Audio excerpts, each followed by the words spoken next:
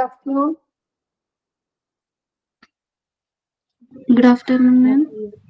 Good afternoon, ma'am. Good afternoon, ma'am. Good afternoon, ma'am. Good afternoon, ma'am. Good afternoon, ma'am.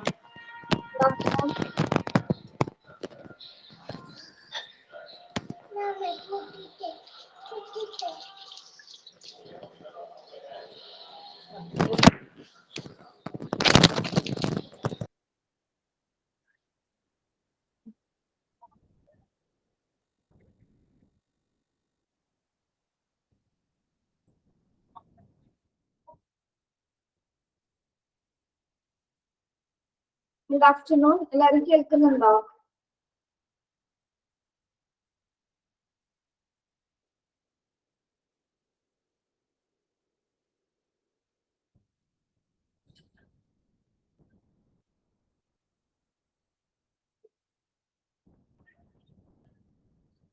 Okay.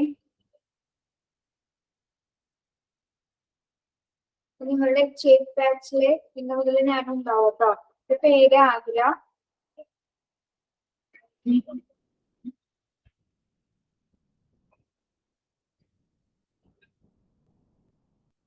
കേൾക്കുന്നില്ലേ?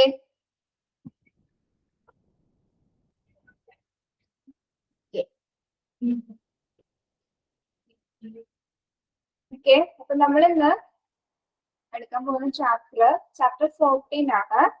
Operation theatre. Operation theatre.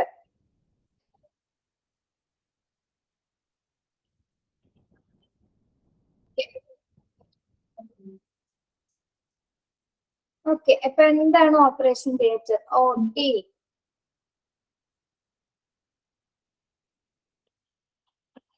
എല്ലാവരെയും സംബന്ധിച്ചിടത്തോളം ഒരു ടെൻഷനുള്ള ഒരു area ആണ് അല്ലെ. ഹോസ്പിറ്റലിൽ പോയി കഴിഞ്ഞാല് നമ്മൾ ഈ ഒരു ഭാഗം കണ്ടാല് എന്താണ് ഇത് ടെൻഷനാണല്ലോ അല്ലെ. അപ്പൊ നിങ്ങളുടെ മനസ്സിലൊരു ഓപ്പറേഷൻ തിയേറ്റർ വന്നോ? നേരിട്ട് കണ്ടിട്ടില്ലാത്തവരല്ലാതെ സിനിമകളിലോ അല്ലാതെ വീഡിയോസിലോ കണ്ടിട്ടുണ്ടോ അല്ലെ? ഓക്കെ,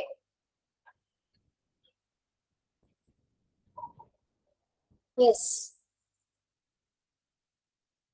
യഥാർത്ഥത്തില് എന്താണ് പോസിറ്റീവായും നെഗറ്റീവായിട്ടും കാര്യങ്ങൾ നടക്കുന്ന ഒരു സ്ഥലമാണല്ലോ ഓപ്പറേഷൻ തിയേറ്റർ എന്ന് പറയുന്നത്. ശരിക്കും പറഞ്ഞാല് എന്താണ് ദൈവത്തിന്റെ ഒരു ഗ്രേസ് അല്ലെ. ഏറ്റവും കൂടുതല് പോസിറ്റീവായിട്ടും അതുപോലെ തന്നെ എന്താണ് നെഗറ്റീവ് സിറ്റുവേഷനിലും അത് സിറ്റുവേഷൻ ബേസ്ഡ് ആണല്ലോ ഓപ്പറേഷൻ തിയേറ്ററിന്റെ കാര്യങ്ങൾ എന്ന് പറഞ്ഞാൽ. നമുക്കൊന്നും പ്രൊഡിക്ട് ചെയ്യാൻ പറ്റില്ല അല്ലെ. ഏതൊരു സർജറി ആണെങ്കിലും ഏതൊരു എമർജൻസി ആണെങ്കിലും നമുക്കൊന്നും പ്രെഡിക്റ്റ് ചെയ്യാൻ പറ്റാത്തൊരു റൂമാണ് ഓപ്പറേഷൻ തിയേറ്റർ എന്ന് പറയുന്നത്. നിങ്ങൾക്ക് ആ പേര് കേൾക്കുമ്പോൾ തന്നെ ഉള്ളിലൊരു ഭയമല്ലേ വരുന്നത്? കുട്ടികളെ, chapter number 14 operation theatre. Okay, അപ്പൊ നമ്മൾ ഈ ചാപ്റ്ററിൽ ഡീൽ ചെയ്യാൻ പോകുന്നത് എന്താണ് ഓപ്പറേഷൻ തിയേറ്റർ, അവിടുത്തെ എൻവയോൺമെന്റ് എങ്ങനെയാണ്, അതവിടെ എന്തെല്ലാം എക്യുപ്മെന്റ്സ് ഉപയോഗിക്കുന്നു, അവിടുത്തെ ഏരിയാസ് എങ്ങനെയാണ്, അവിടുത്തെ പ്രൊസീജിയേഴ്സ്, പോളിസീസ്, ഓപ്പറേഷൻ തിയേറ്റേഴ്സിലെ പോരായ്മകൾ, അങ്ങനെയൊക്കെ ഭാഗങ്ങളാണ് ഈ ചാപ്റ്ററിൽ നമ്മൾ പഠിക്കാൻ പോകുന്നത്. ഓക്കെ, അപ്പൊ നമുക്ക് ആദ്യത്തെ ഇൻട്രൊഡക്ഷൻ ഒന്ന് നോക്കാം അല്ലെ. നിങ്ങളതൊന്ന് വായിച്ചേ, മനസ്സിലൊന്ന് വായിച്ചു നോക്കി. ഇൻട്രൊഡക്ഷൻ ഭാഗം ഒന്ന് വായിച്ചേ.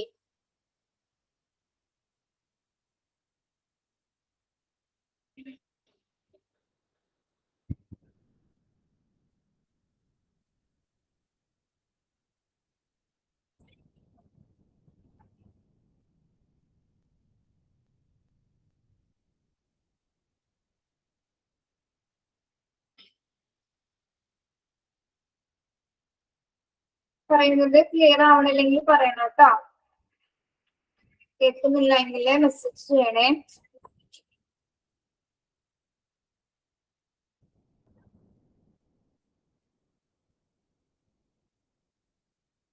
ഓക്കെ, ഇൻട്രൊഡക്ഷൻ വായിച്ചോ നിങ്ങള്?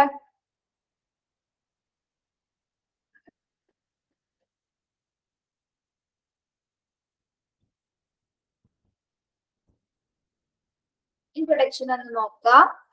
An operation theatre is a place where certain intrusive surgical procedures, which means operations that involve cutting into and working inside a patient's body, take place. This may contain either minimally invasive procedures such as keyhole surgery, where cameras and laparoscope are inserted through small incisions, or open surgery, where surgeons make larger cuts to reach the internal organs. Robot-assisted surgery allows surgeons to perform certain procedures through small incisions. Operation theatre is otherwise known as OR, or operating rooms.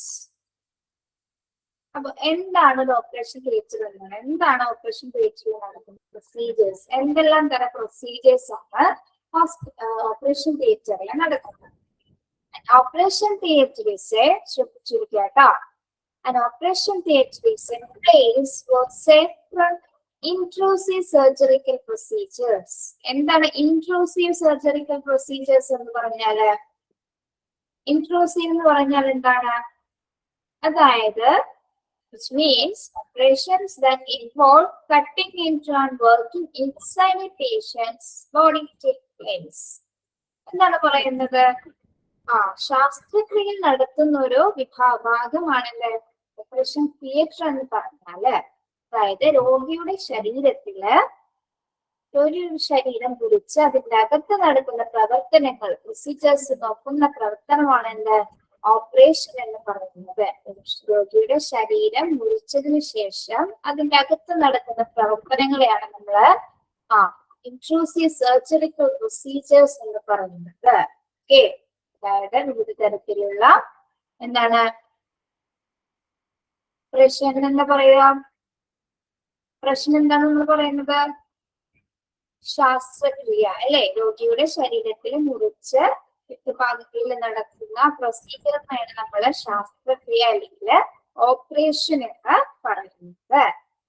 Okay, ഇനി ഈ operation അതായത് ഈ procedures രണ്ട് തരത്തിലാണ് ഉള്ളത് അല്ലെ?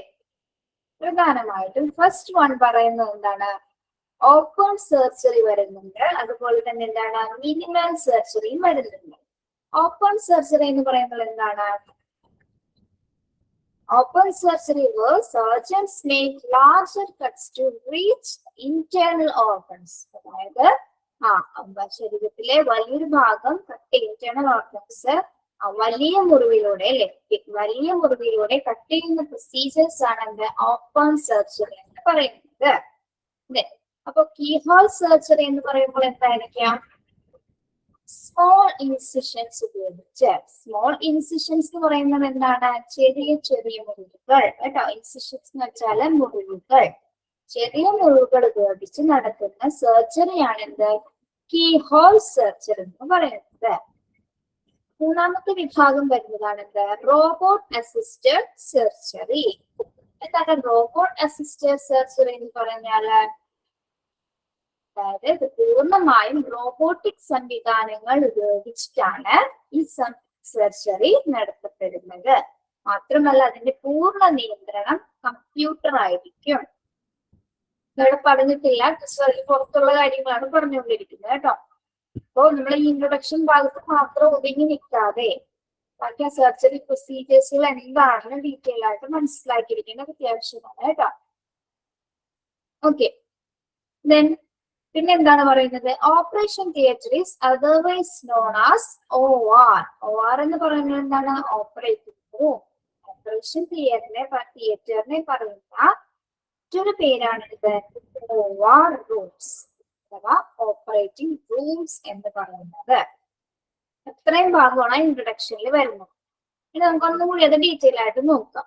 Okay, അപ്പൊ എന്താണ് നമ്മളൊരു ഓപ്പറേഷൻ തിയേറ്റർ എന്ന് പറയുന്നത്? ആ ഒരു പ്ലേസിന് എന്താണ് നമ്മൾ ഉദ്ദേശിക്കുന്നത്?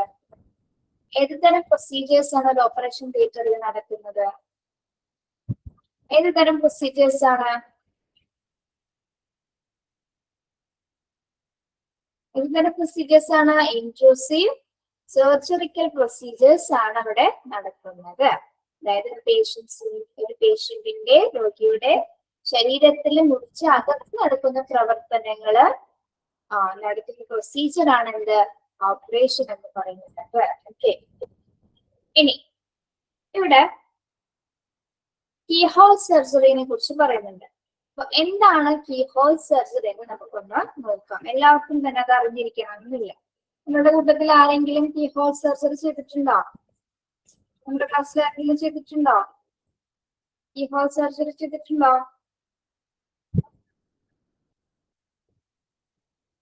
യെസ്, സൗമ്യ. ഓക്കെ, അപ്പൊ നിങ്ങൾക്ക് അറിയാമായിരിക്കുമല്ലോ അത് എങ്ങനെയാ ചെയ്തത്.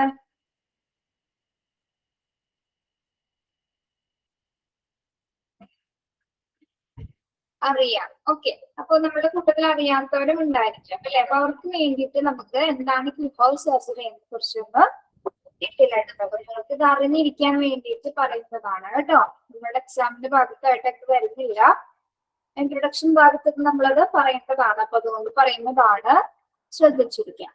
അപ്പൊ എന്താണ് കീഹോൾ സർജറി എന്ന് പറയുന്നത്? നമ്മൾ പറഞ്ഞു മിനിമലി ഇൻവാസീവ് പ്രൊസീജിയർ ആണ് അല്ലെ. അതായത് ഇതൊരു സ്മോൾ സർജറി ആണ്. പെട്ടെന്ന് തന്നെ രോഗി റിക്കവർ ആവാൻ സാധിക്കുന്ന തരത്തിലുള്ള ഒരു സർജറിയാണ് എന്ത് കീഹോൾ സർജറി എന്ന് പറയുന്നത്. പ്രധാനമായിട്ടും നമുക്ക് ഈ ഓപ്പറേഷൻസ് എന്ന് പറയുമ്പോൾ തന്നെ എന്താണ്, എല്ലാവർക്കും എന്താണ് ഒരു പേടിയാണ് അല്ലെ. അതെങ്ങനെ ഫേസ് ചെയ്യും, അതിൽ നിന്ന് രക്ഷപ്പെടാൻ സാധിക്കും എന്നൊക്കെയുള്ളൊരു ടെൻഷൻസ് എല്ലാവർക്കും തന്നെ ഉണ്ടായിരിക്കും. അപ്പൊ അത്തരത്തില് ശാസ്ത്രക്രിയ എന്ന് കേൾക്കുമ്പോൾ തന്നെ പേടിക്കുന്നവർക്ക് ആശ്വാസകരമാകുന്ന തരത്തിലാണ് എന്താ ഈ കീഹോൾ സർജറികള് പ്രൊവൈഡ് ചെയ്യും കേട്ടോ. ഓക്കെ, അപ്പൊ എന്താണ് മറ്റ് സർജറിനെ വെച്ച് നോക്കുമ്പോൾ, മറ്റ് സർജറി എന്ന് പറഞ്ഞാൽ എന്താണ് ഓപ്പൺ സർജറി അല്ലെ. ഓപ്പൺ സർജറിയിലെ ഒരു ഉദാഹരണം പറഞ്ഞാൽ നിങ്ങള് ഓപ്പൺ സർജറി ആയിട്ട് എക്സാമ്പിൾ പറയാൻ പറ്റുന്നത് എന്താ? Open surgery, yes, very good, bypass surgery അല്ലെ. ബൈപ്പാസ് സർജറി, അതുപോലെ തന്നെ നമ്മളുടെ സിസേറിയൻ അല്ലെ, ഡെലിവറി പ്രൊസീജിയർ. ഓക്കെ, ഇതൊക്കെ എന്താണ് ഡിഫിക്കൽട്ട് ആയിട്ടുള്ള ഓപ്പൺ സർജറി ആണ് അല്ലെ. അതിൻ്റെതായിട്ടുള്ള ഡിഫിക്കൽട്ടീസ് ഉണ്ട്. ഓക്കെ, പക്ഷെ അതിനെ അപേക്ഷിച്ച് നോക്കുമ്പോൾ എന്താണ് കീഹോൾ സർജറി നേരെ ഓപ്പോസിറ്റ് ആണ് അല്ലെ. ഡിഫിക്കൽട്ടി കുറഞ്ഞ ഒരു സർജറി പ്രൊസീജിയർ ആണ് എന്ത് കീഹോൾ സർജറി. ഓക്കെ, ആരതി. ഓക്കെ, സി സെക്ഷൻ നമ്മൾ പറഞ്ഞു. ഓക്കെ, എങ്ങനെയാണ് ഇതിന്റെ പ്രൊസീജിയർ എന്ന് പറയുന്നത്? ശ്രദ്ധിച്ചിരിക്കുക. ആദ്യം എന്താണ് നമ്മുടെ ശരീരത്തിലെ മുറിവുകൾ ഉണ്ടാകും എന്നല്ലേ പറഞ്ഞത്. ഏത് തരത്തിലുള്ള മുറിവുകളാണ്? ഏകദേശം ഒരു 1/2 സെന്റിമീറ്ററോ അല്ലെങ്കിൽ 1.5 സെന്റിമീറ്റർ വീതിയിലുള്ള മുറിവുകളാണ് ഈ കീഹോൾ സർജറിക്ക് വേണ്ടിയിട്ട് മുറിക്കുന്നത്. ഏകദേശം 1 സെന്റിമീറ്ററോ അല്ലെങ്കിൽ 1/2 സെന്റിമീറ്ററോ വീതിയുള്ള ചെറിയ ചെറിയ മുറിവുകൾ, അത് 1, 2, 3, 4 കേട്ടോ. 3, 4 മുറിവുകൾ മുറിച്ചതിന് ശേഷം ഓരോ മുറിവുകളിലേക്ക് കൂടിയാണ് ഈ സർജറി നടത്തപ്പെടുന്നത്. അതായത് ഒരു മുറിവിൽ കൂടി ക്യാമറയും ലൈറ്റ് റിസോഴ്സസും കടത്തിവിടുന്നു. ശ്രദ്ധിക്കുക, ഒരു മുറിവിൽ കൂടി ക്യാമറയും ലൈറ്റ് റിസോഴ്സസും കടത്തിവിടുന്നു. ദെൻ മറ്റൊരു മുറിവിൽ കൂടി എന്താ ചെയ്യുന്നത്? കീഹോൾ സർജറിക്ക് വേണ്ട ഇൻസ്ട്രുമെന്റ്സ് കടത്തിവിട്ടുകൊണ്ടാണ് ഈ സർജറി നടത്തപ്പെടുന്നത്. എങ്ങനെയാണ്? ശരീരത്തില് 1/2 സെന്റിമീറ്ററോ 1 സെന്റിമീറ്ററോ വലിപ്പമുള്ള രീതിയിലുള്ള മുറിവുകൾ സൃഷ്ടിച്ചതിന് ശേഷം ആദ്യത്തെ മുറിവുകളിലൂടെ എന്താണ് ക്യാമറയും അതുപോലെ തന്നെ ലൈറ്റ് റിസോഴ്സസും കയറ്റിവിടുന്നു. ദെൻ അടുത്ത മുറിവിലൂടെ എന്താ ചെയ്യുന്നത്? കീഹോൾ സർജറിക്ക് വേണ്ട ഇൻസ്ട്രുമെന്റ്സ് കൂടി കടത്തിവിട്ടുകൊണ്ടാണ് ഈ ശസ്ത്രക്രിയ നടത്തപ്പെടുന്നത്. അപ്പൊ അതാണ് അതിന്റെ പ്രൊസീജിയർ എന്ന് പറയുന്നത്. ഇങ്ങനെയാണ് അത് പൂർണ്ണമായും നടത്തപ്പെടുന്നത്. ഓക്കെ, അപ്പൊ എത്ര മുറിവുകൾ ഉണ്ടാകുമെന്നാണ് പറഞ്ഞ? 2, 3, 4 ഒരു കണ്ടീഷൻസ് അനുസരിച്ചിട്ടായിരിക്കും കട്ട് ചെയ്യുന്നത്. 4ൽ കൂടുതൽ അപ്പുറം വരുന്നില്ല കേട്ടോ. അപ്പൊ ഈ മുറിവുകളിലേക്ക് കൂടിയാണ് ഈ സർജറി നടത്തപ്പെടുന്നത്. ഓക്കെ, ഈ സർജറിയുടെ പ്രത്യേകത എന്ന് പറഞ്ഞാൽ എന്താണ്? രോഗി എത്രയും പെട്ടെന്ന് തന്നെ എന്താണ് റിക്കവർ ആവും അല്ലെ. ഇത്രയും പെട്ടെന്ന് തന്നെ റിക്കവർ ആവാൻ സാധിക്കും. അതുപോലെ തന്നെ എന്താണ് സാധാരണ ഓപ്പറേഷൻസ് നോക്കുന്നത് വ്യത്യസ്തമാണ്. എന്തുകൊണ്ടാണ്? ഇത് ചെറിയ മുറിവായതിനാൽ തന്നെ ഓപ്പറേഷൻ ചെയ്തതിന് ശേഷം രോഗി പെട്ടെന്ന് തന്നെ രോഗിക്ക് എഴുന്നേറ്റിരിക്കുവാനോ നടക്കുവാനൊക്കെ സാധിക്കുമെന്നാണ് പറയുന്നത്. ഓക്കെ, അപ്പൊ അതിനാൽ തന്നെ എന്താണ് ഹോസ്പിറ്റലിൽ നിന്ന് പെട്ടെന്ന് തന്നെ ഡിസ്ചാർജ് ആകുവാനായിട്ട് സാധിക്കുമെന്ന് പറയുന്നു. എന്താണ് മറ്റ് ഓപ്പൺ സർജറി വെച്ച് നോക്കുമ്പോൾ എന്താണ് ഇത് ഒരുപാട് എല്ലാവർക്കും എന്താണ് അധികം ബുദ്ധിമുട്ടുകൾ ഉണ്ടാക്കാത്ത രീതിയിലാണ് ഈ സർജറി നടത്തപ്പെടുന്നത്. ഓക്കെ, ഇനി ഈ കീഹോൾ സർജറി പ്രധാനമായും 2 തരത്തിലാണ് ഉള്ളത്. There are 2 types of keyhole surgery. ഏതൊക്കെയാണ്? ഫസ്റ്റ് വൺ വരുന്നത് എന്താണ്? Basic laparoscopic surgery.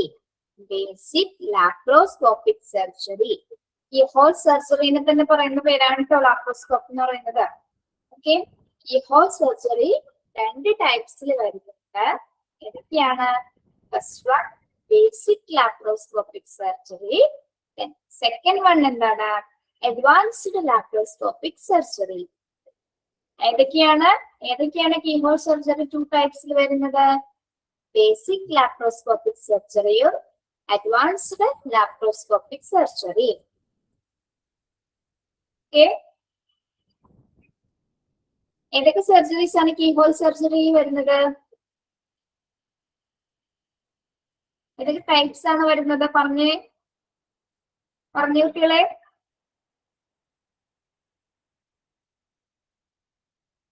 ജസ്റ്റ് അതിലേക്ക് വരാം കേട്ടോ.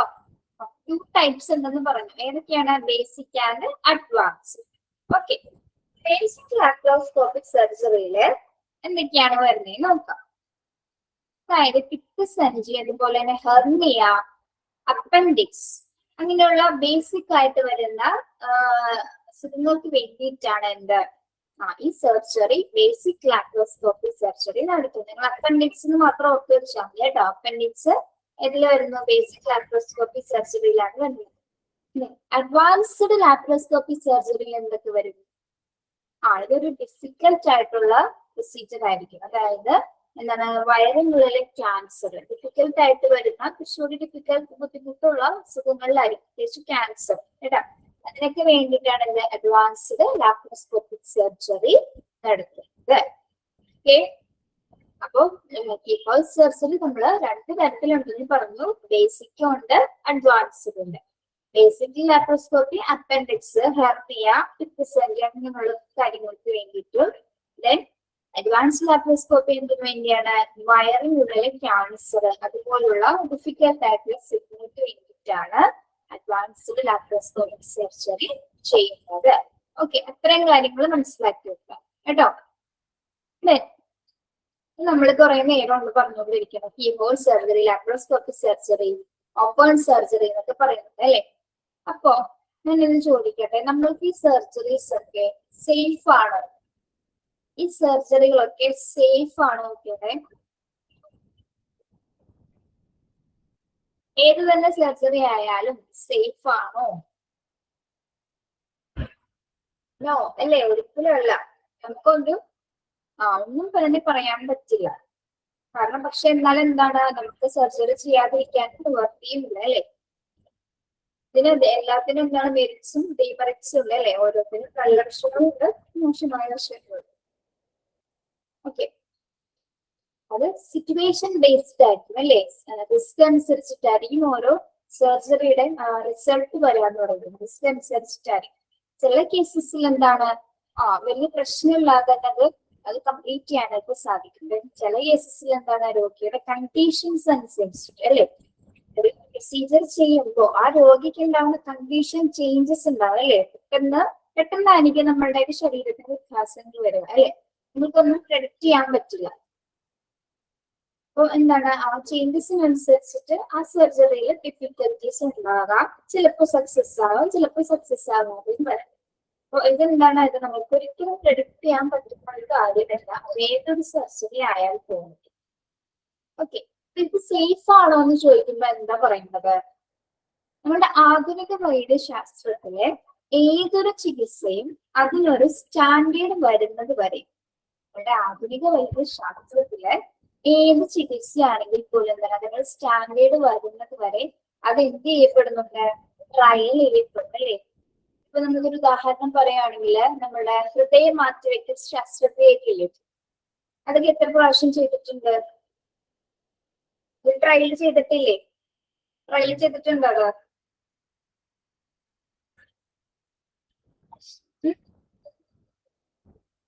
അറിയില്ല നിങ്ങൾക്ക്? ഏത് തരം ശസ്ത്രക്രിയ ആയാൽ പോലും എന്താണ് അത് ട്രയൽ ചെയ്യും അല്ലെ? പല പ്രാവശ്യം ഡോക്ടേഴ്സ് ട്രയൽ ചെയ്ത ശേഷമാണ് അതിനൊരു സ്റ്റാൻഡേർഡ് വരുന്നത് അല്ലെ? അപ്പൊ എന്താണ് ട്രയൽസിലൂടെ മാത്രം, വിവിധ തരം ട്രയൽ ചെയ്ത് മാത്രം ഇത് പ്രൂവ് ചെയ്യാനായിട്ട് സാധിക്കുകയുള്ളൂ. മാത്രമല്ല ഇതിൽ ഏറ്റവും പ്രത്യേകത എന്ന് പറയുന്നത് എന്താണ്? എക്സ്പേർട്ട് ആയ ഒരു ഡോക്ടറുടെ കഴിവാണ് അല്ലെ? എക്സ്പേർട്ട് ആയ ഒരു ഡോക്ടറിന് മാത്രമേ എന്താ പ്രൂവ് ചെയ്യാനായിട്ട് സാധിക്കുള്ളൂ, ഇത് സക്സസ്ഫുൾ ആക്കാനായിട്ട് സാധിക്കുള്ളൂ.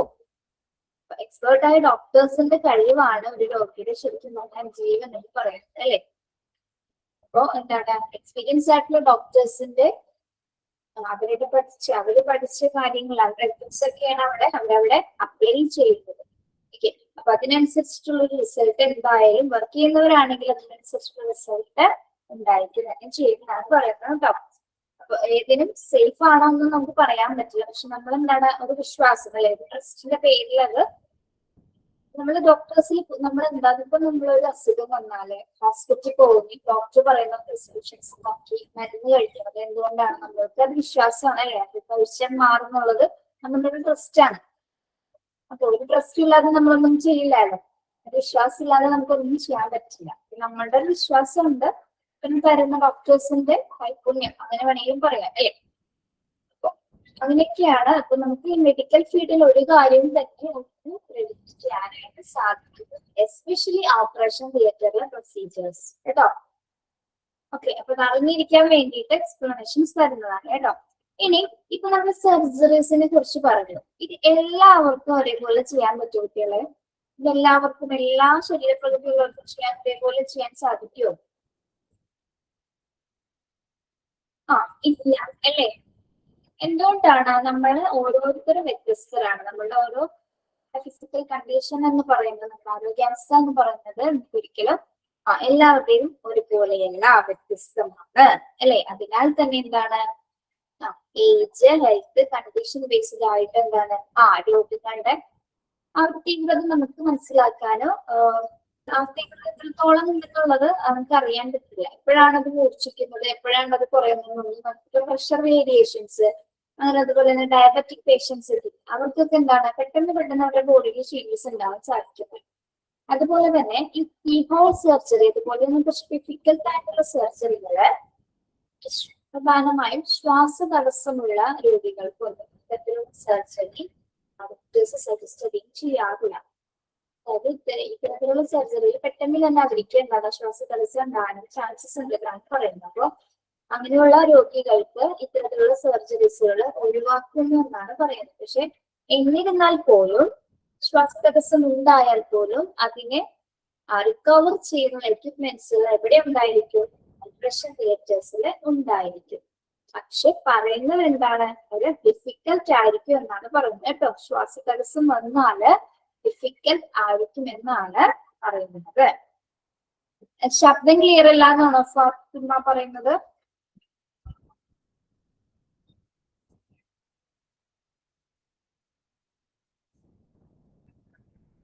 ആർക്കും കേൾക്കാൻ പറ്റുന്നില്ലേ? ക്ലിയർ അല്ലേ?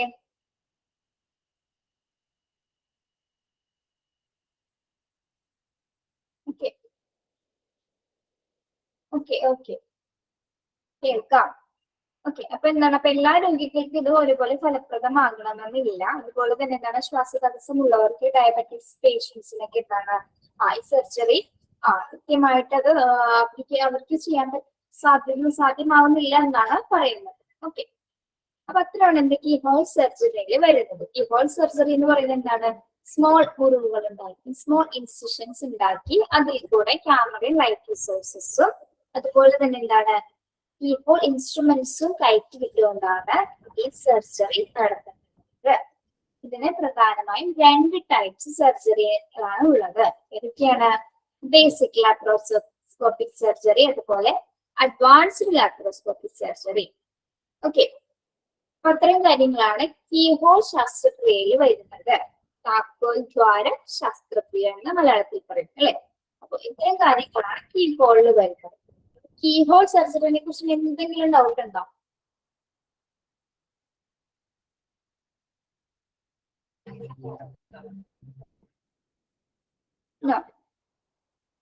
ഓക്കെ, നെക്സ്റ്റ് നോക്കിയേ, എന്താണ് റോബോട്ട് അസിസ്റ്റഡ് സർജറി?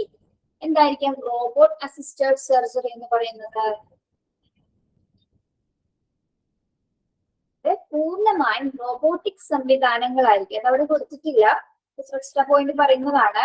എന്താണ് റോബോട്ടിക് സംവിധാനങ്ങൾ ഉപയോഗിച്ചു കൊണ്ടിട്ട് ഏത് പ്രൊസീജിയറിൽ നടത്തുന്നു? അതും സ്മോൾ ഇൻസിഷൻ, ചെറിയ മുറിവുകളിൽ കൂടി തന്നെയാണ് ഇത് നടത്തപ്പെടുന്നത്. റോബോട്ട് അസിസ്റ്റഡ് സർജറി റോബോട്ടിക് സംവിധാനങ്ങൾ ഉപയോഗിച്ചിട്ടാണ് നടത്തപ്പെടുന്നത്. ഇത് പൂർണ്ണമായിട്ടും കമ്പ്യൂട്ടർ നിയന്ത്രിതമായിരിക്കും. റോബോട്ട് അസിസ്റ്റഡ് സർജറി എന്ന് പറയുന്നത് പൂർണ്ണമായും കമ്പ്യൂട്ടർ നിയന്ത്രിതമായിരിക്കും. ഓക്കെ, ഇപ്പോ നമ്മള് യൂട്രസ് റിമൂവ് ചെയ്യാന്നൊക്കെ പറഞ്ഞ സർജറി കേട്ടിട്ടില്ല നിങ്ങള്?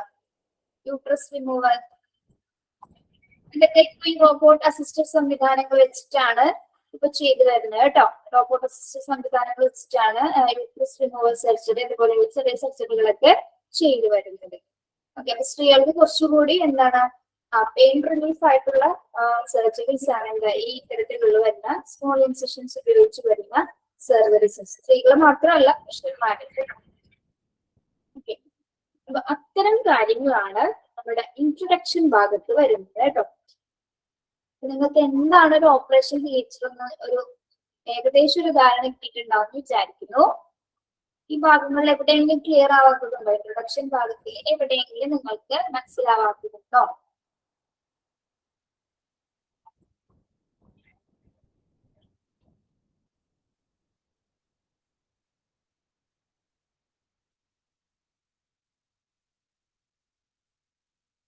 നമ്പർ കുറഞ്ഞോന്ന് പറയാനുള്ള എല്ലാരും ഇങ്ങോട്ട് പോണേ. വോയിസ് കട്ടാവുന്നത് നിൽക്കില്ല, ചിലപ്പോ റേഞ്ചിന്റെ പ്രശ്നമായിരിക്കും. റേഞ്ച് ഉള്ളവർക്ക് ഇരിക്കണം കേട്ടോ. എക്സാമിൽ ഇവിടെ നിന്നൊന്നും വരില്ല കേട്ടോ. ഈ എന്താണ് എക്സ്പ്ലനേഷൻസ് ഒന്നും നിങ്ങൾക്ക് വരില്ല കേട്ടോ. എന്താണ് കീഹോൾ സർജറി എന്നുള്ളതോടെ കൊടുത്തിട്ടില്ലേ? ഇപ്പൊ അതേപോലെ ചിലപ്പോൾ ചോദിക്കുള്ളൂ, അല്ലാതെ അതിന്റെ എക്സ്പ്ലനേഷൻസ് വരില്ല. നിങ്ങൾക്ക് ഒബ്ജക്റ്റീവ് ടൈപ്പ് അല്ലേ കുട്ടികളെ എക്സാം? ഒബ്ജക്റ്റീവ് അല്ലേ, ഒരു എക്സ്പ്ലനേഷൻസും കൊടുക്കേണ്ടി വരില്ല. ജസ്റ്റ് പറഞ്ഞത് നിങ്ങൾ എന്തായാലും ഹോസ്പിറ്റലിൽ വർക്ക് ചെയ്യാൻ ഉദ്ദേശിക്കില്ല. അത് നിങ്ങൾക്ക് ഇതെല്ലാം അറിഞ്ഞിരിക്കണ്ടേ? നമുക്ക് പറഞ്ഞു തരുന്നതാണ് കേട്ടോ. എല്ലാം പഠിച്ചിട്ട് ഇവിടേക്ക് പോയാൽ മതി. പിന്നെ എല്ലാട്ടാ പറയുന്നത് പെട്ടെന്ന് എല്ലാവർക്കും ഇപ്പൊ നമ്മുടെ കുട്ടിക്ക് കുറച്ചു പേർക്ക് അറിയാൻ പറ്റും കീഹോൾ സർജറി എന്താണെന്ന്, കുറച്ചു പേർക്ക് അറിയാൻ പറ്റും. കൂടി വെച്ചിട്ടാണ് ജസ്റ്റ് പറയുന്നത് കേട്ടോ. ഓക്കെ, ഇനി നമ്മളിവിടെ പറഞ്ഞു ഓപ്പറേഷൻ തിയേറ്റർ എന്താണ് നമ്മള് OR റൂംസ് എന്നും കൂടി പറയുന്നു. ഓപ്പറേഷൻ തിയേറ്ററിന് അറിയപ്പെടുന്ന മറ്റൊരു പേരാണ് എന്ത്? OR റൂംസ് അല്ലെ, ഈ ഓപ്പറേറ്റിംഗ് റൂംസ്. ഓപ്പറേറ്റിംഗ് റൂംസ് അല്ലെങ്കിൽ ഓപ്പറേഷൻ തിയേറ്റർ, OT അങ്ങനെ 2 പേരിൽ അവിടെ അറിയപ്പെടുന്നുണ്ട്. അപ്പൊ ആ ഭാഗം ഒന്ന് ശ്രദ്ധിക്കണം കേട്ടോ. ഓപ്പറേഷൻ തിയേറ്ററിനെ OT എന്നും ഓപ്പറേഷൻ തിയേറ്ററിനെ അറിയപ്പെടുന്ന മറ്റൊരു പേരാണ് എന്ത്? OR റൂംസ് അഥവാ ഓപ്പറേറ്റിംഗ് റൂംസ്. ഓക്കെ, ഇവിടെ അത്രയും കാര്യങ്ങൾ അവിടെ വരുന്നുള്ളൂ. ഇവിടെ ഒന്നും സംശയം വരേണ്ട കാര്യങ്ങളൊന്നുമില്ല. ഏതൊക്കെ തരത്തിലുള്ള സർജറി ഉണ്ടെന്നാണ് നമ്മൾ പറഞ്ഞത്? ഏതൊക്കെ തരത്തിലുള്ള സർജറി ഉണ്ടെന്നാ പറഞ്ഞത്? ഫസ്റ്റ് നമ്മൾ പറഞ്ഞ 2 ടൈപ്സ് ആണെന്ന് പറഞ്ഞല്ലേ. ആദ്യം എന്താ മനസ്സിലാക്കേണ്ടത്? 2 ടൈപ്സ് ഉണ്ട് അല്ലെ. മിനിമൽ ഇൻവാസീവ് പ്രൊസീജിയർ ഉണ്ട്, ഓപ്പൺ സർജറി ഉണ്ട്. 2 ടൈപ്പ്, അത് മനസ്സിലാക്കി വെക്കണം കേട്ടോ. ഓപ്പൺ സർജറി ആണ് കുറച്ച് ഡിഫിക്കൽട്ട്. സ്മോൾ സർജറിയിൽ വരുന്നതാണ് എന്താ? Keyhole surgery. അതുപോലെ തന്നെ റോബോട്ട് അസിസ്റ്റഡ് സർജറി വരുന്നത് കേട്ടോ. പിന്നെ എടുക്കുന്ന ഭാഗം ഇപ്പൊ തന്നെ എപ്പോഴാണോ സമയം കിട്ടുന്നത് അതുപോലെ തന്നെ വായിച്ചിട്ട് വരണം കേട്ടോ. ഒരു 3-4 പ്രാവശ്യം എടുക്കുന്ന ഭാഗം എവിടെയാണോ അവസാനിപ്പിക്കുന്നത് അവിടെ വരെ നന്നായിട്ട് വായിച്ചിട്ട് വരാം. ഓക്കെ, ഇൻട്രൊഡക്ഷൻ ഭാഗത്ത് നിങ്ങൾക്ക് വേറെ ഡൗട്ട്സ് ഒന്നും ഇല്ലെന്നാണെങ്കിൽ നമുക്ക് OR എൻവയോൺമെന്റ് എന്താണെന്ന് നോക്കാം. നിങ്ങളെ പേര് കാണുന്ന പോലെ അത്രയ്ക്ക് ഡിഫിക്കൽട്ട് ഒന്നും അല്ല ഈ ചാപ്റ്റർ. അവിടെ എന്തൊക്കെയാണ് ഓപ്പറേഷൻ തിയേറ്ററിലുള്ള അവിടെ പ്രൊസീജിയേഴ്സ്, പോളിസിയാണ്, അവിടെ എന്തെല്ലാം ഉണ്ട്, അവിടെ എന്തൊക്കെയാണ് നടക്കുന്നത്, അത്ര അറിയാവുന്ന ചാപ്റ്റർ കേട്ടോ. ബേസിക് ഐഡിയാസ് അല്ലെ, നിങ്ങൾ എല്ലാത്തിനെയും കുറിച്ചും ബേസിക് ആയിട്ട് പഠിക്കാനല്ലേ ഇതില്. അത്തരം കാര്യങ്ങളേ ഉള്ളൂ, വേറെ ഇതിൽ ഡിഫിക്കൽട്ട് ആയിട്ട് ഒന്നും വരുന്നില്ല, ശ്രദ്ധിച്ചിരുന്നാൽ മതി. Okay, over environment. ഇനി എങ്ങനെയാണ് നിങ്ങളുടെ മനസ്സിൽ ഇപ്പൊ ഒരു ഓപ്പറേഷൻ തിയേറ്റർ ഒന്ന് കൊണ്ടുവന്നത്? നിങ്ങൾ ഓപ്പറേഷൻ തിയേറ്റർ ഒന്ന് കൊണ്ടുവരാൻ നേരിട്ട് കാണാത്തവരാണെങ്കിൽ നമ്മൾ സിനിമയിലും വീഡിയോസിലൊക്കെ കണ്ടിട്ടുണ്ടാവും അല്ലെ? ഒരു ഓപ്പറേഷൻ തിയേറ്ററിൽ എന്തൊക്കെ നിങ്ങൾ കാണുന്നുണ്ടോ?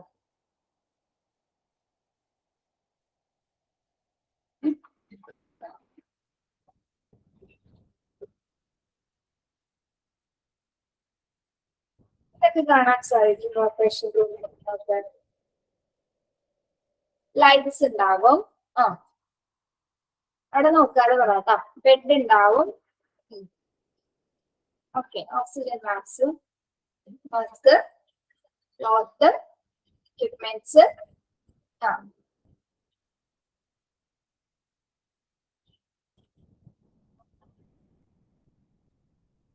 Small bed, computer, sisters. Okay, എല്ലാ ഫ്രൂട്ട്സും ഉണ്ടോ? ഓക്കെ മതി. അപ്പൊ നമ്മുടെ ഓവർ എൻവയോൺമെന്റ് എന്ന് പറയുന്നത് ഒരു ഓപ്പറേഷൻ, ആ പരിസ്ഥിതി എന്ന് പറയുന്നത് എങ്ങനെയായിരിക്കണം? Operating rooms are germ free environment. Silent ആണ് അല്ലെ, സൈലന്റ് എൻവയോൺമെന്റ് ആണ്. പക്ഷെ അതിലെ ഏറ്റവും പ്രധാനപ്പെട്ടത് എന്താണ്? ഓപ്പറേറ്റിംഗ് റൂം എന്ന് പറയുന്നത് എപ്പോഴും ജേർം ഫ്രീ എൻവയോൺമെന്റ് ആയിരിക്കണം, അണുവിമുക്തമായിരിക്കണം അല്ലേ? ഓപ്പറേഷൻ റൂം എന്ന് പറയുന്നത് അണുക്കളുള്ളതായിരിക്കണോ? ഒരിക്കലുമല്ല അല്ലെ, ജേർം ഫ്രീ ആയിരിക്കണം. എപ്പോഴും എന്താണ്? എപ്പോഴും അണുവിമുക്തമായിട്ടുള്ള സ്റ്റെറിലൈസ് ആയിട്ടുള്ള ഏരിയ ആയിരിക്കണം എന്ത് ഓപ്പറേഷൻ റൂംസ് എന്ന് പറയുന്നത്. ഓക്കെ,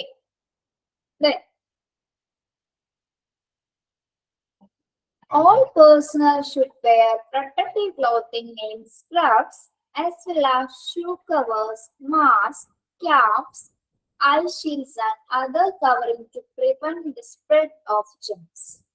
ഇനി നമ്മൾ ഒരു ഓപ്പറേഷൻ റൂമിൽ കിടക്കുമ്പോൾ അവിടെ എന്തിനു വേണ്ടിയിട്ടാണ് നമ്മൾ പ്രൊട്ടക്റ്റീവ് ക്ലോത്തിങ് ഉപയോഗിക്കുന്നത്? പ്രൊട്ടക്റ്റീവ് ക്ലോത്തിങ് എന്ന് പറയുമ്പോൾ എന്തൊക്കെയാണ്? എന്താണ് പ്രൊട്ടക്റ്റീവ് ക്ലോത്തിങ്ങിന്റെ മീനിങ്? എന്താണ് പ്രൊട്ടക്റ്റീവ് ക്ലോത്തിങ് വെച്ചാല്? എന്തിനു വേണ്ടിയിട്ടാണ് നമ്മൾ ഈ ഓപ്പറേഷൻ റൂമിൽ അതൊക്കെ ഉപയോഗിക്കുന്നത്? എന്തിനു വേണ്ടിയിട്ടാണ്?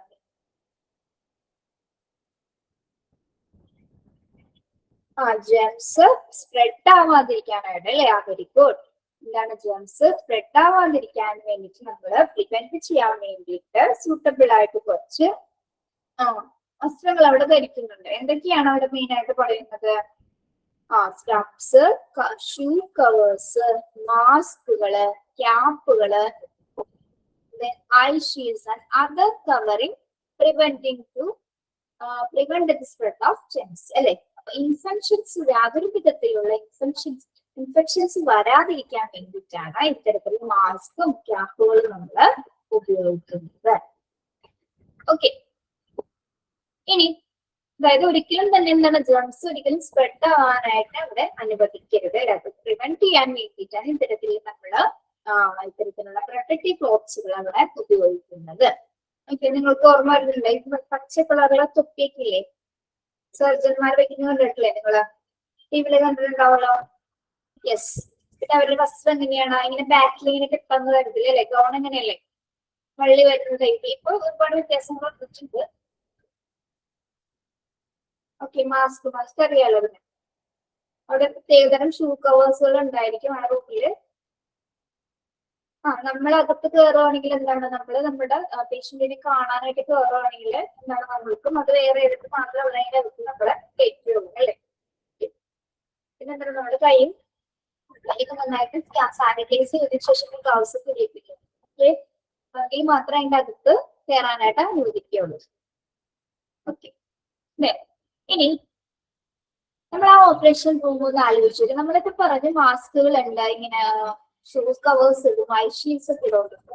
പിന്നെ ആ റൂമിന്റെ പ്രത്യേകത എന്തായിരിക്കും? റൂം കാണാൻ തന്നെ എങ്ങനെയായിരിക്കും? ഒരു ഓപ്പറേഷൻ റൂം ഇങ്ങനെ കാണാൻ തന്നെ എങ്ങനെയായിരിക്കും? ഇരുട്ട് വെച്ച റൂം ആയിരിക്കോ? ഇരുട്ടായിരിക്കോ? ഫുൾ ലൈറ്റ് ബ്രൈറ്റ്നെസ് ആയിരിക്കും അല്ലെ, ഫുൾ ലൈറ്റ്നിങ് ആയിരിക്കും. അപ്പൊ അതെങ്ങനെ നമ്മൾ എന്താ പറയാ അവിടെ, operating room should be luminous. എന്താണ് ലൂമിനസ് എന്ന് പറഞ്ഞാൽ എന്താണ്, തിളക്കമാർന്ന പറയും അല്ലേ, തിളക്കമാർന്ന. ലൂമിനസിന്റെ മീനിങ് എന്താണ്, തിളക്കമാർന്ന. Luminous and temperature should be very cool. തിളക്കമാർന്ന ബ്രൈറ്റ് ആയിട്ടുള്ള റൂംസ് ആയിരിക്കും അതിന്റെ ഓപ്പറേഷൻ റൂം എന്ന് പറയുന്നത്. മാത്രമല്ല അവർക്ക് ടെമ്പറേച്ചർ എങ്ങനെയായിരിക്കും, കൂൾ ആയിരിക്കും. ടെമ്പറേച്ചർ എന്ന് പറയുന്നത് കൂൾ ആയിരിക്കും. എങ്ങനെയാണ് അവർക്ക് കൂൾ ടെമ്പറേച്ചർ കൊണ്ടുവരാൻ സാധിക്കുന്നത്, എങ്ങനെയാണ് കൂൾ ടെമ്പറേച്ചർ കൊണ്ടുവരാൻ സാധിക്കുന്നത്? എയർ കണ്ടീഷൻ ആയിരിക്കും അല്ലെ. അതായത് ഓപ്പറേഷൻ റൂമുകളിലെ ബാക്ടീരിയൽ ഫിൽട്രേഷൻ സംവിധാനത്തിലൂടെ അണുബാധ തടയുന്നു അല്ലെ. ഓപ്പറേഷൻ റൂമുകളിലെ ബാക്ടീരിയൽ ഫിൽട്രേഷൻ സംവിധാനത്തിലൂടെയുള്ള അണുബാധ തടയാനായിട്ടാണ് എന്ത് ചെയ്തിരിക്കുന്നത്, എയർ കണ്ടീഷൻ AC ചെയ്തിരിക്കുന്നത്. ഓക്കെ, ഒന്നുകൂടി പറഞ്ഞേ, എന്താണ് ഒരു ഓപ്പറേഷൻ റൂം എന്ന് പറയുന്നത് എങ്ങനെയാണ്, എൻവയോൺമെന്റ് എന്ന് പറയുന്നത് എങ്ങനെയാണ്, ഓപ്പറേഷൻ പരിസ്ഥിതി എന്ന് പറയുന്നത് എങ്ങനെയാണ്, ജേം ഫ്രീ എൻവയോൺമെന്റ് ആണ്. ഓപ്പറേഷൻ തിയേറ്റർ തികച്ചും അണുവിമുക്തമായ അന്തരീക്ഷമാണ് അല്ലെ. ഓപ്പറേഷൻ തിയേറ്റർ അണുവിമുക്തമായ അന്തരീക്ഷമാണ്. ഇനി അവിടെ ഏത് തരത്തിലുള്ള പ്രൊട്ടക്റ്റീവ് ക്ലോത്ത്സുകളാണ് ഉപയോഗിക്കുന്നത്? as well as shoes, covers, masks, caps, eye shields, then other covering to prevent the spread of germs. ജേംസിൽ നിന്ന് പ്രിവെന്റ് ചെയ്യാൻ വേണ്ടിയിട്ടാണ് അവിടെ എന്ത് മാസ്കുകളും മറ്റു വസ്തുധാരണങ്ങളും അവിടെ പ്രത്യേക തരത്തില് ചിട്ടപ്പെടുത്തിയിരിക്കുന്നു. ഓക്കെ, ഇനി ഒരു ഓപ്പറേഷൻ റൂം എന്ന് പറയുന്നത് എങ്ങനെയുള്ളതായിരിക്കണം എന്നാണ് പറയുന്നത്, ഇറ്റ് ഷുഡ് ബി ലൂമിനസ് അല്ലേ. ലൂമിനസ് ആയിരിക്കും. വളരെ തിളക്കമാർന്ന ബ്രൈറ്റ് ആയിട്ടുള്ള റൂമുകളായിരിക്കും ഇവിടെ ഓപ്പറേഷൻ റൂമില് ഉണ്ടായിരിക്കുക. ടെമ്പറേച്ചർ എന്ന് പറയുന്നത് എന്താണ്, ഷുഡ് ബി വെരി കൂൾ ആയിരിക്കും അല്ലെ. ടെമ്പറേച്ചർ വളരെ തണുത്ത ടെമ്പറേച്ചർ ആയിരിക്കും അവിടെ ഉണ്ടായിരിക്കുക. Then operating room should be air conditioned to help prevent infection from bacterial filtration system. എന്താണ് പറയുന്നത്, ഓപ്പറേഷൻ റൂമുകളിലെ ബാക്ടീരിയൽ ഫിൽട്രേഷൻ സംവിധാനത്തിലൂടെ അണുബാധ തടയാൻ വേണ്ടിയിട്ടാണ് എന്ത് എയർ കണ്ടീഷണറുകൾ ഉപയോഗിക്കുന്നത്. ഓക്കെ, കൂളായിരിക്കും നമ്മുടെ ടെമ്പറേച്ചർ എന്ന് പറയുന്നത്. ഓക്കെ, ഇനി ഓവർ എൻവയോൺമെന്റ് എന്ന് പറയുന്നത് എന്താണ്, അത്രയും കാര്യങ്ങൾ അവിടെ വരുന്നത് അല്ലേ. എൻവയോൺമെന്റ് ആണ് അവിടെ പ്രത്യേക തരത്തിലുള്ള വസ്തുവിധാനങ്ങളും എക്യുപ്മെന്റ്സുകളും ഉപയോഗിക്കുന്നു. അതുപോലെ തന്നെ അവിടുത്തെ റൂം എന്ന് പറയുന്നത് എന്താണ്, ലൂമിനസ് ആയിട്ടുള്ള റൂം ആയിരിക്കണം, കൂൾ ആയിട്ടുള്ള ടെമ്പറേച്ചർ ആയിരിക്കണം അല്ലെ. ഇത്തരം കാര്യങ്ങളാണ് എവിടെ വരുന്നത്, ഓവർ എൻവയോൺമെന്റില് വരുന്നത്. പ്രധാനമായി ഇവിടെ ശ്രദ്ധിക്കേണ്ട പോയിന്റ് എന്താണ്, operating rooms R germ free and beyond. അത് സ്ട്രെസ് ചെയ്ത് പഠിക്കുക കേട്ടോ. ഓപ്പറേറ്റിംഗ് റൂംസ് എന്ന് പറയുന്നത് ജേം ഫ്രീ എൻവയോൺമെന്റ് ആണ്, അണുവിമുക്തമായ അന്തരീക്ഷമാണ് ഓരോ ഓപ്പറേഷൻ തിയേറ്ററുകളും. ഓക്കെ, ക്ലിയർ ആണോ കുട്ടികളെ?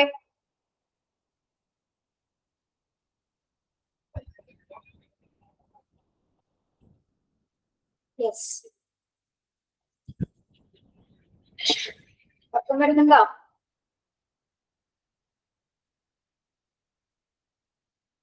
യെസ്, പക്കം വരുന്നുണ്ടോ? ഇല്ല. ഓക്കെ, അപ്പൊ ഇൻട്രൊഡക്ഷൻ പോർഷനും ഓവർ എൻവയോൺമെന്റ് എന്നുള്ള ഭാഗവും അത്രയും കാര്യങ്ങൾ നിങ്ങൾക്ക് ക്ലിയർ ആണോ?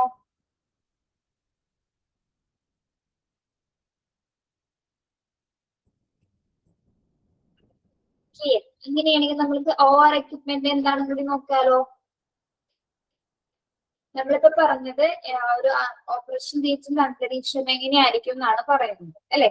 ഇനി എന്തെല്ലാം തരത്തിലുള്ള എക്യുപ്മെന്റ്സുകളാണ്, എന്തെല്ലാം ഉപകരണങ്ങളാണ് ഒരു ഓപ്പറേഷൻ തിയേറ്ററിൽ ഉപയോഗിക്കുന്നത്, എന്തെല്ലാം തരത്തിലുള്ള ഉപകരണങ്ങളാണ് ഒരു ഓപ്പറേഷൻ തിയേറ്റേഴ്സിൽ ഉപയോഗിക്കുന്നതെന്ന് നോക്കാം. കുറച്ച് കാര്യങ്ങൾ അവിടെ വരുന്നുള്ളൂ, ഒന്ന് ശ്രദ്ധിച്ചാൽ മതി കേട്ടോ. OR equipments and operating rooms are special equipment like respiratory and cardiac support. Emergency resuscitative devices, patient monitors and diagnostic tools, etc. ഒരു ഓപ്പറേഷൻ തിയേറ്ററിലുള്ള ഉപകരണങ്ങൾ ഏതൊക്കെയാണ് പ്രധാനപ്പെട്ട ഉപകരണങ്ങൾ എന്ന് പറയുന്നത്? Respiratory and cardiac support, emergency respiratory devices, patient monitors and diagnosis tools. കേട്ടോ, ഇത്തരം പ്രധാനപ്പെട്ട എക്യുപ്മെന്റ്സ് ആണ് ഒരു ഓപ്പറേഷൻ തിയേറ്ററിൽ വരുന്നത്. അപ്പൊ നമുക്ക് എന്തൊക്കെയാണെന്ന് നോക്കാം. അതിൽ സ്പെഷ്യൽ എക്യുപ്മെന്റ്സ് എന്ന് പറയുമ്പോൾ ഏതൊക്കെയാണ്? ഫസ്റ്റ് വരുന്നത് റെസ്പിറേറ്ററി ആൻഡ് കാർഡിയാക് സപ്പോർട്ട്. എന്താണ് പറയുന്നത്? റെസ്പിറേറ്ററി ആൻഡ് കാർഡിയാക് സപ്പോർട്ട് എന്ന് പറയുന്നത് എന്തിനു വേണ്ടിയിട്ടായിരിക്കാം? എന്തിനു വേണ്ടിയുള്ള എക്യുപ്മെന്റ് ആയിരിക്കാം അത്?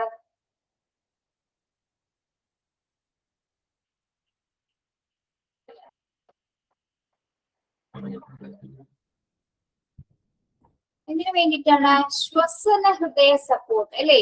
ഇതിനാണ് ശ്വസന ഹൃദയ സപ്പോർട്ടിന് വേണ്ടിയിട്ടാണ്. അതായത് കണ്ടിന്യൂസ് ആയിട്ട് എയർവേ പ്രഷർ കിട്ടാൻ വേണ്ടിയിട്ട് കൊടുക്കുന്ന ഒരു ഉപകരണമാണ് എന്ത്? റെസ്പിറേറ്ററി ആൻഡ് കാർഡിയാക് സപ്പോർട്ട് എന്ന് പറയുന്നത്. ഓക്കെ, നെക്സ്റ്റ് വരുന്നത്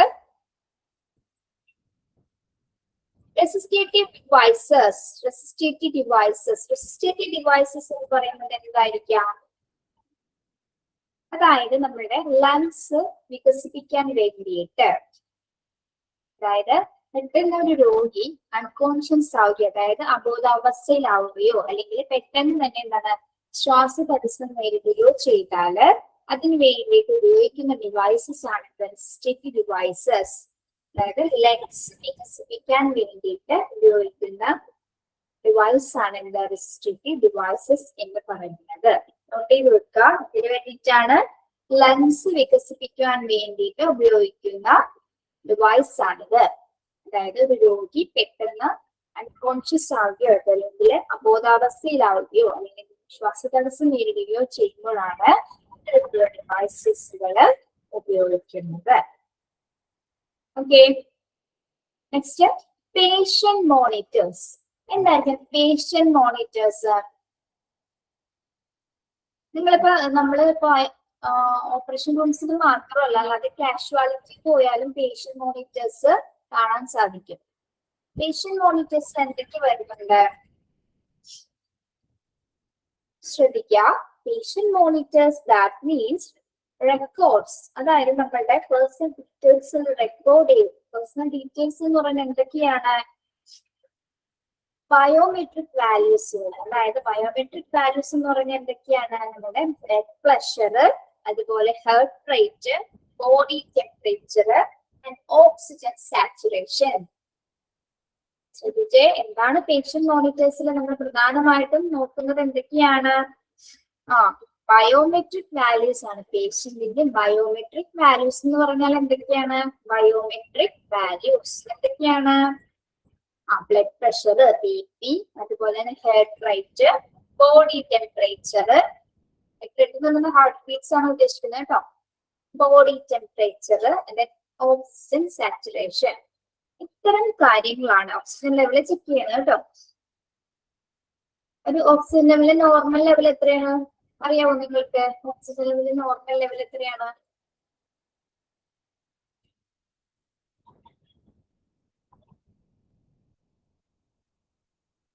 92, 60 അപ്പോ നോർമൽ ലെവലാണ് കേട്ടോ. 92 എന്ന് പറയുന്നത് കേട്ടോ. 92 താഴേക്ക് പോകുമ്പോൾ എന്താണ് ഓക്സിജൻ ലെവല് കുറയുകയാണ്. 92 അതിന് മുകളിലെങ്കിലും നിൽക്കണം. Okay, very good.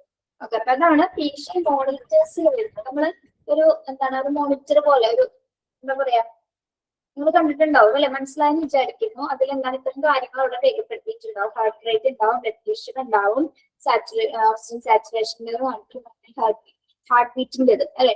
എന്താണ് ഇതിൽ ഈ മോണിറ്റേഴ്സിന് ഇങ്ങനെ കാണിച്ചിട്ടിരിക്കും. അതാണ് പേഷ്യന്റ് മോണിറ്റേഴ്സ് എന്ന് പറയുന്നത്. അപ്പൊ OR എക്വിപ്മെന്റ്സിലെ ഏറ്റവും പ്രധാനപ്പെട്ട ഒരു ഉപകരണമാണ് എന്ത്?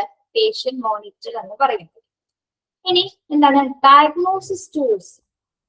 ഇപ്പൊ കൂടാതെ ഉണ്ടാവുന്ന മറ്റുപകരണമാണ് എന്താ ഡയഗ്നോസിസ് ടൂൾ. ഡയഗ്നോസിസ് ചെയ്യാൻ വേണ്ടിയിട്ട്, പരിശോധിക്കാൻ വേണ്ടിയിട്ട് ഉപയോഗിക്കുന്ന ടൂൾസ് ഏതൊക്കെയാണ്? ഡയഗ്നോസിസ് ടൂൾസുകൾ എന്ന് പറയുന്നത് പറഞ്ഞാൽ നിങ്ങൾക്ക് അറിയാലോ.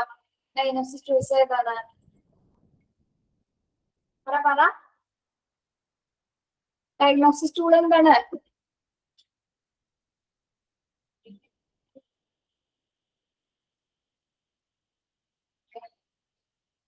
ഷിഫ എഴുതിയാലും എനിക്ക് മനസ്സിലായില്ല കേട്ടോ. സ്റ്റെതസ്കോപ്പ്. ഓക്കെ, സ്റ്റെതസ്കോപ്പ് വരുന്നുണ്ട്. പിന്നെന്താണ്?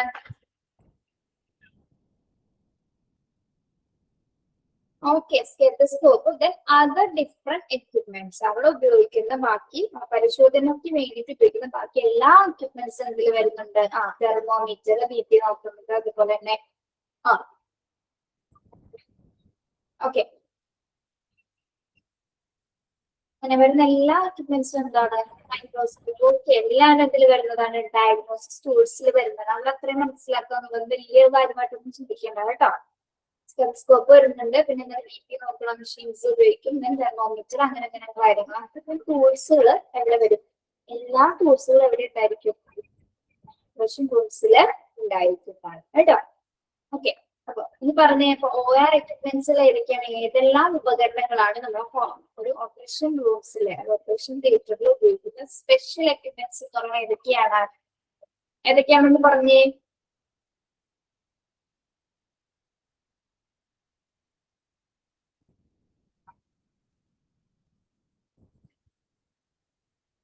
പറയേ, ഏതൊക്കെ എക്യുപ്മെന്റ്സ് ആണ്? ഏതെല്ലാം ഉപകരണങ്ങളാണ് നമ്മൾ ഉപയോഗിക്കുന്നത് ഒരു ഓപ്പറേഷൻ തിയേറ്ററിൽ?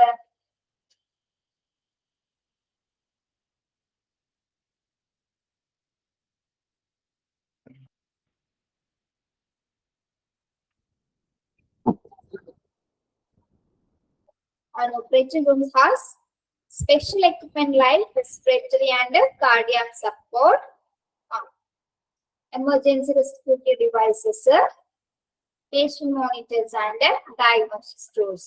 Okay. പേഷ്യന്റ് മോണിറ്റേഴ്സിൽ എന്തെല്ലാം വരുന്നുണ്ട്? എന്തൊക്കെയാണ് മോണിറ്റർ ചെയ്യുന്നത്? പേഷ്യന്റിന്റെ എന്തെല്ലാം വാല്യൂസ് ആണ് മോണിറ്റർ ചെയ്യുന്നത്? BP, oxygen,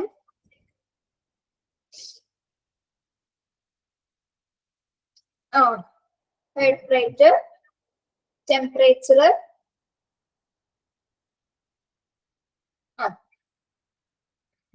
okay.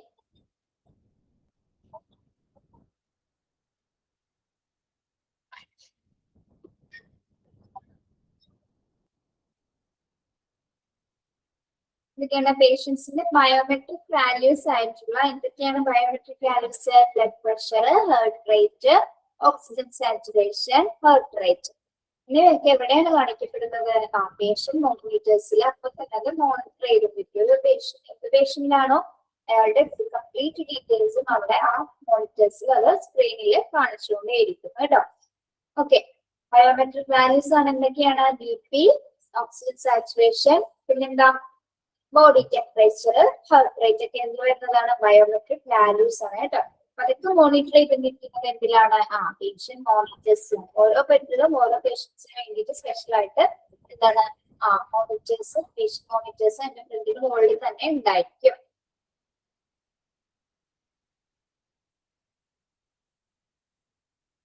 ഓക്കെ,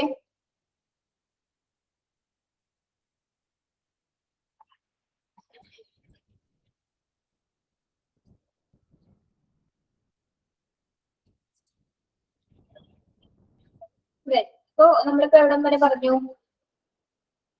നമ്മൾ ഇൻട്രൊഡക്ഷൻ ഭാഗം പറഞ്ഞു, എന്താണ് ഓപ്പറേഷൻ തിയേറ്റർ എന്ന് പറഞ്ഞു, OR എൻവയോൺമെന്റ് എന്താന്ന് പറഞ്ഞു, OR എക്യുപ്മെന്റ്സ് വരെ പറഞ്ഞു അല്ലെ. ഈ 3 കാര്യങ്ങൾ നിങ്ങൾക്ക് മനസ്സിലായോ? ഈ 3 ഭാഗങ്ങൾ നിങ്ങൾക്ക് മനസ്സിലായോ? യെസ്. നമ്മൾ ഒരുപാട് തലപ്പൊങ്ങി ആലോചിക്കേണ്ട കാര്യങ്ങളൊന്നും അവിടെ വരുന്നില്ല കേട്ടോ. ജസ്റ്റ് ഈ എടുക്കുന്ന ഭാഗം നന്നായി വായിച്ചിട്ട് വരാം. ഇനി എടുക്കാനുള്ള ഭാഗം എന്ന് പറയുന്നത് അടുത്ത ക്ലാസ്സിൽ ഈ എടുത്ത ഭാഗം വരെ നന്നായി പഠിച്ചെന്ന് വരാം. ക്വസ്റ്റ്യൻ ചോദിക്കാം കേട്ടോ. ഇനി ഓപ്പറേഷൻ റൂംസിൽ അല്ലെ തിയേറ്റേഴ്സിൽ ജോലി ചെയ്യുന്ന ജീവനക്കാർ അല്ലെങ്കിൽ അവർക്ക് സ്റ്റാഫുകളെ കുറിച്ചിട്ടുള്ളതാണ് അടുത്ത ഭാഗങ്ങളിൽ വരുന്നത്. പിന്നെ അവിടുത്തെ പോളിസി എങ്ങനെയാണ്, അതൊക്കെയാണ് എന്ത് അതിനടുത്ത ഭാഗങ്ങൾ അടുത്ത ക്ലാസ്സിൽ വരുന്നത് കേട്ടോ. ഇത്രയുള്ള ഡിഫിക്കൽട്ട് ആയിട്ടുള്ള ചാപ്റ്റേഴ്സ് എല്ലാം നിങ്ങൾ ശ്രദ്ധിച്ചാൽ മനസ്സിലാവുന്നതാണ്. സെപ്പറേറ്റ് നിങ്ങൾ ഓരോ മിസ്സുമാരുടെ ഓരോ നോട്ട് വേറെ കീപ്പ് ചെയ്യുന്നുണ്ടോ? ഉണ്ടെങ്കിൽ അങ്ങനെ ചെയ്തോ, ഇത് കുഴപ്പമില്ല കേട്ടോ. നമ്മൾ എന്ത് ക്ലാസ് കഴിയുമ്പോഴും ഒന്ന് നോട്ട് ചെയ്ത് വെക്കുന്നത് നല്ലതാണ്. നിങ്ങളുടെ ഇഷ്ടം കേട്ടോ, നിങ്ങളുടെ ഇഷ്ടമാണത്. നമ്മളിന്ന് തുടങ്ങിയാക്കുന്ന ചാപ്റ്റർ ഓപ്പറേഷൻ തിയേറ്റർ ആണ്. അപ്പൊ അതിന്റെ ചാപ്റ്റർ ഹെഡിങ് കൊടുത്തിട്ട് ഡേറ്റ് കേട്ടോ ഇങ്ങനെയാന്ന് വെച്ചാൽ ചെയ്യാം കേട്ടോ. എല്ലാവരും കയ്യിൽ PDF ഇല്ലേ? ടെക്സ്റ്റിന്റെ PDF ഇല്ലേ എല്ലാവരുടെ കയ്യില്? Yes, okay okay. അപ്പൊ അത് നന്നായി വായിക്കുക, പഠിക്കുക. വേറെ സംശയങ്ങളൊന്നും ഇല്ലാന്ന് വിചാരിക്കുന്നു. ഇത്രയും മതി കേട്ടോ. ഇത് ആദ്യത്തെ ക്ലാസ് അല്ലേ, ഇത്രയും മതി. നിങ്ങൾക്ക് എന്തെങ്കിലും ബുദ്ധിമുട്ടുകൾ ഉണ്ടെങ്കിൽ പറയാട്ടോ. ക്ലാസ് ക്ലിയർ അല്ല അല്ലെങ്കിൽ സ്പീഡ് കൂടുതലാണ് എങ്കിൽ പറയാം, ഇതിനനുസരിച്ച് ക്ലാസ് മുന്നോട്ട് പോവാട്ടോ. Okay, thank you.